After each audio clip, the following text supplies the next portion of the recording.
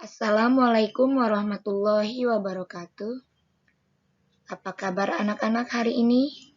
Mudah-mudahan kalian selalu sehat walafiat dan selalu semangat mengikuti pembelajaran daring bersama Ibu Heti Wiryanti.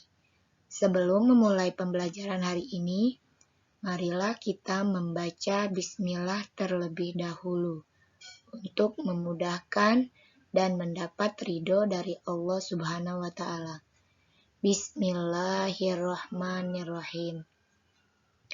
Baiklah anak-anak, materi hari ini setelah kita melaksanakan mid semester minggu lalu, yaitu faktor pendorong dan penghambat globalisasi.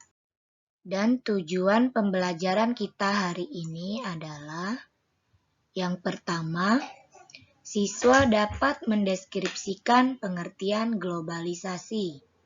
Dan yang kedua, siswa dapat mendeskripsikan faktor pendorong dan penghambat globalisasi. Yang pertama, kita harus mengerti terlebih dahulu apa sih globalisasi atau apa itu pengertian globalisasi.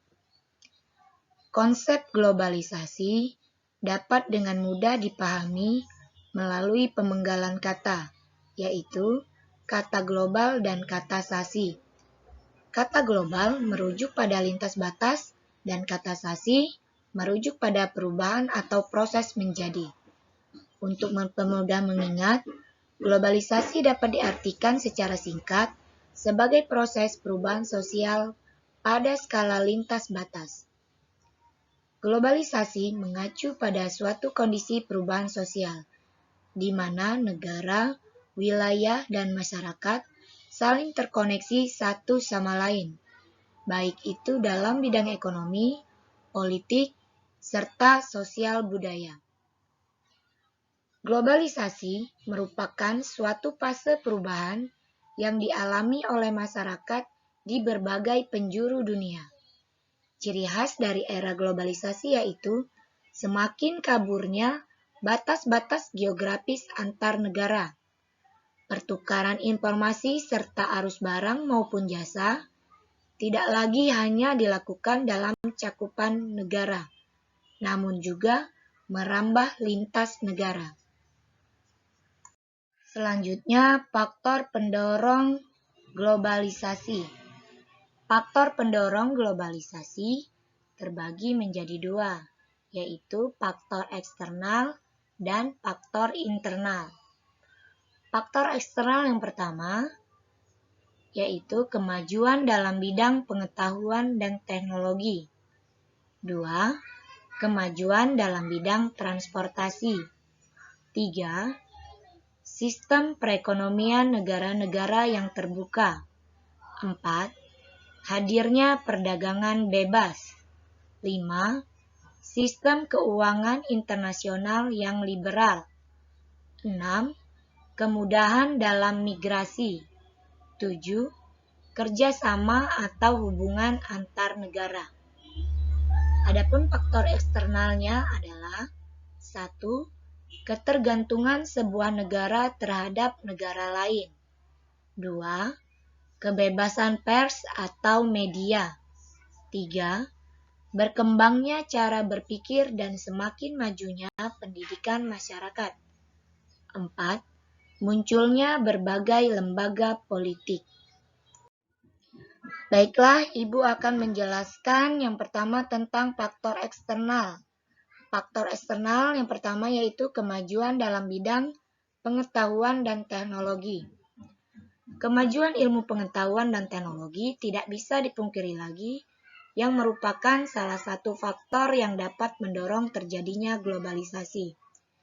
Kita tahu bahwasanya dalam beberapa dekade belakangan ini terjadi perkembangan pesat dalam hal berkomunikasi, sehingga seseorang akan dengan mudahnya berkomunikasi atau berhubungan dengan orang lain, walaupun dengan jaraknya yang terbilang cukup jauh.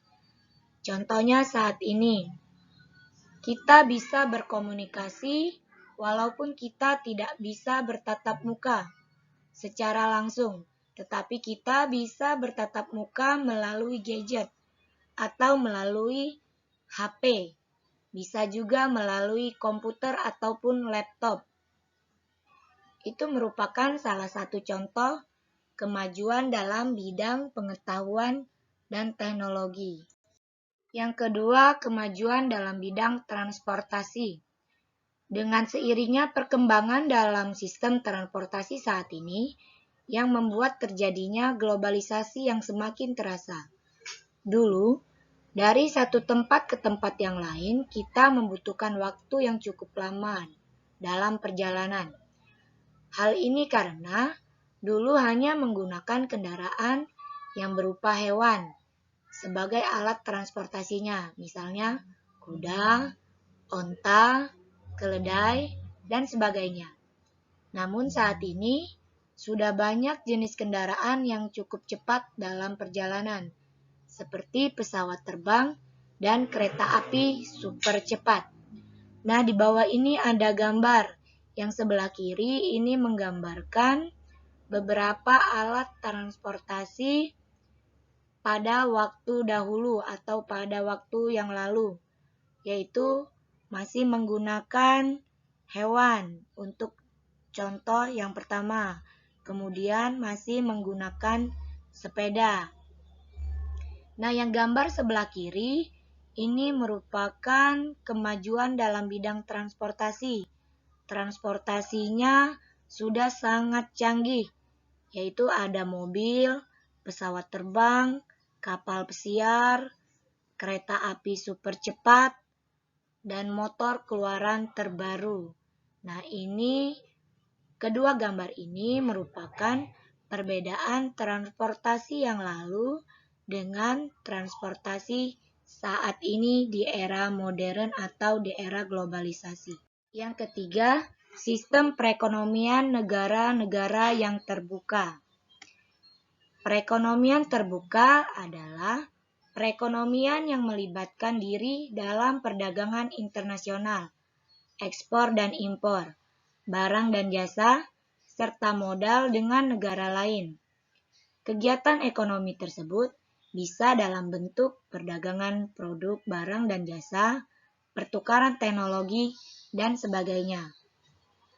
Nah, hal ini tentunya kita sudah mengetahui bahwa sistem ekonomi yang dianut negara-negara saat ini mayoritas ialah sistem ekonomi terbuka, sehingga negara yang satu mengadakan kerjasama dengan negara yang lain dalam berbagai bidang, seperti ekonomi. Kerjasama seperti ekspor impor dan perdagangan bebas merupakan salah satu dari sekian banyak hal yang dapat mendorong globalisasi. Yang keempat, hadirnya perdagangan bebas.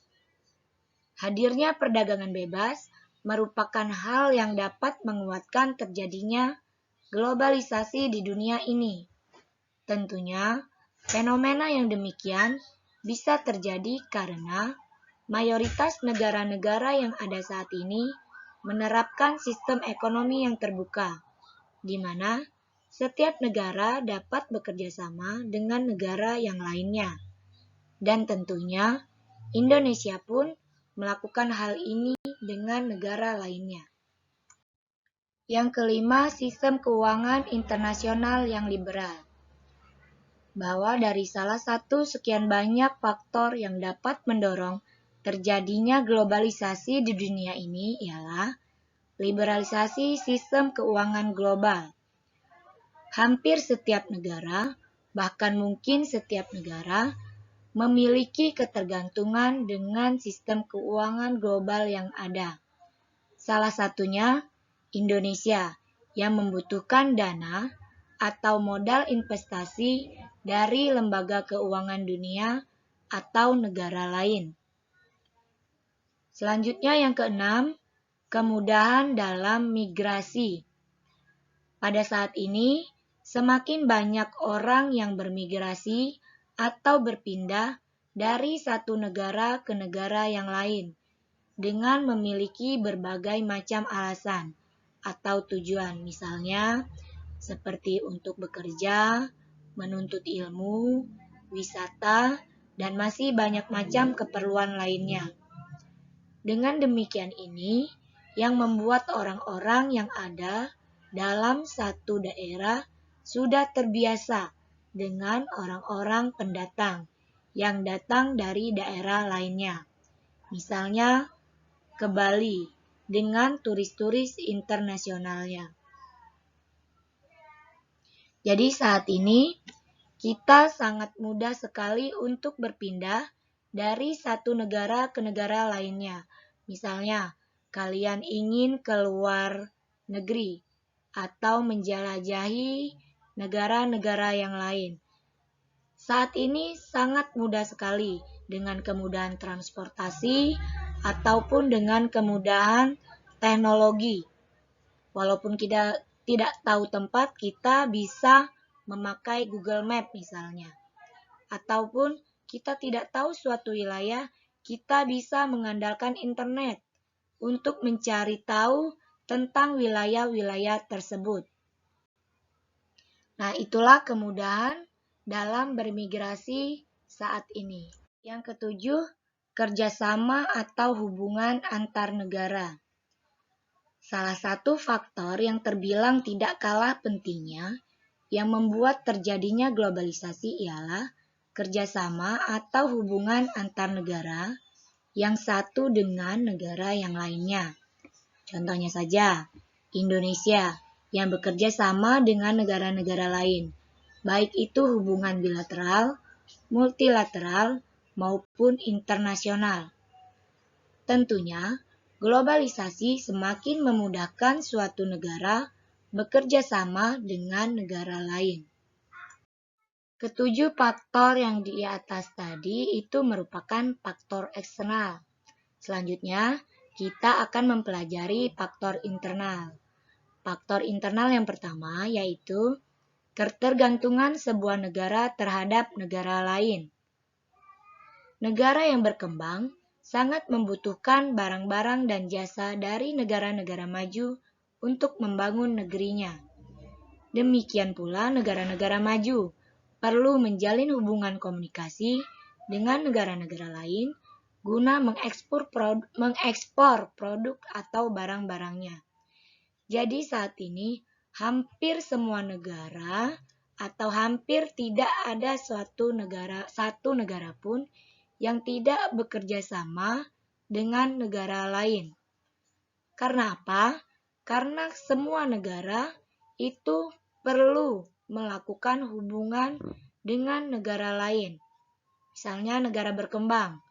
Negara berkembang membutuhkan barang-barang dan jasa dari negara maju, misalnya alat-alat transportasi ataupun alat-alat mesin. Dan begitupun negara maju.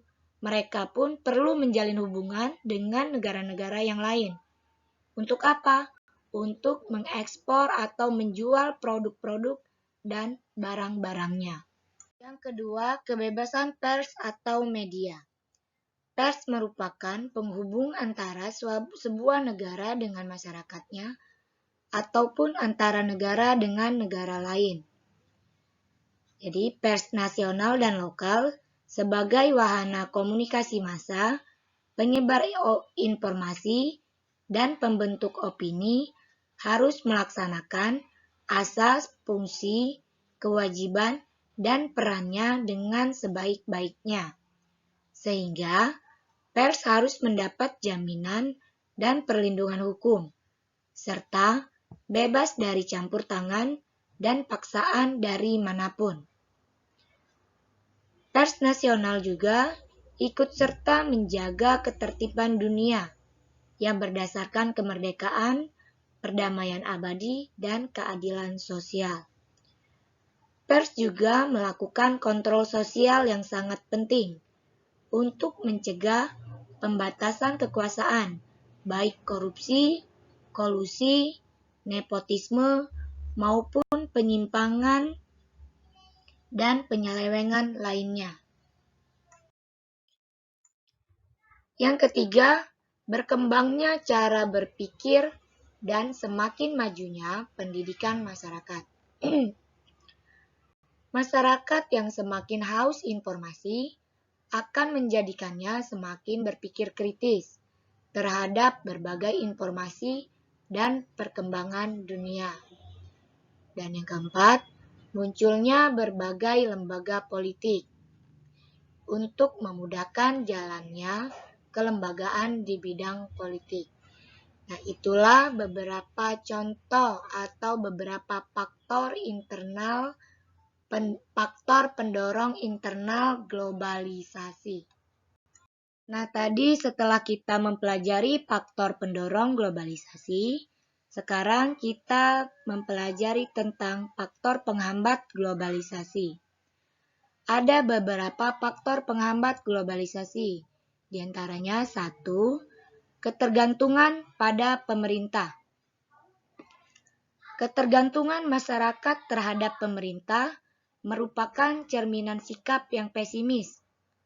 Kondisi ini sangat menghambat bagi kemajuan masyarakat atau suatu bangsa. Harusnya, masyarakat itu harus lebih memiliki sikap percaya diri dalam memecahkan masalah sehari-hari. Yang kedua, perkembangan ilmu pengetahuan yang lambat. Nah, perkembangan ilmu pengetahuan yang lambat ini pun merupakan faktor penghambat. Terlambatnya ilmu pengetahuan dapat diakibatkan karena suatu masyarakat tersebut hidup dalam keterasingan dan dapat pula karena ditindas oleh masyarakat lain. Ataupun misalnya karena masyarakat terlalu jauh aksesnya terhadap wilayah-wilayah lain. Misalnya berada di pelosok-pelosok negeri atau berada di pegunungan. Yang ketiga, sikap masyarakat yang tradisional. Adanya suatu sikap yang membanggakan dan mempertahankan tradisi-tradisi lama dari suatu masyarakat akan berpengaruh pada terjadinya proses perubahan. Yang keempat, kurangnya hubungan dengan masyarakat lain. Hal ini biasanya terjadi dalam suatu masyarakat yang kehidupannya terasing, yang membawa akibat suatu masyarakat tidak akan mengetahui terjadinya perkembangan-perkembangan yang ada pada masyarakat lainnya. Yang kelima, adanya prasangka buruk terhadap hal-hal yang baru. Anggapan seperti ini biasanya terjadi pada masyarakat yang pernah mengalami hal yang pahit dari suatu masyarakat yang lain. Yang keenam, adat atau kebiasaan. Biasanya, pola perilaku yang sudah menjadi adat bagi suatu masyarakat akan selalu dipatuhi dan dijalankan dengan baik. Dan apabila pola perilaku yang sudah menjadi adat tersebut sudah tidak dapat digunakan lagi, maka akan sulit untuk merubahnya, karena masyarakat tersebut akan mempertahankan adat yang dianggapnya telah membawa sesuatu yang baik bagi pendahulu-pendahulunya. Yang ketujuh, sikap apatis dan tertutup. Sikap apatis atau tidak peduli pada sesuatu tidak akan membawa pada kemajuan, tetapi hanya menjauhkan bangsa dari kemajuan yang terjadi di dunia. Jadi, kita itu tidak boleh bersikap apatis atau tidak peduli. Kita harus selalu peduli terhadap sesama ataupun terhadap orang lain ataupun terhadap bangsa dan negara kita. Nah, itulah beberapa contoh atau beberapa faktor pendorong dan penghambat globalisasi. Baik, cukup sekian pembelajaran kita hari ini. Ibu akhiri, wassalamualaikum warahmatullahi wabarakatuh.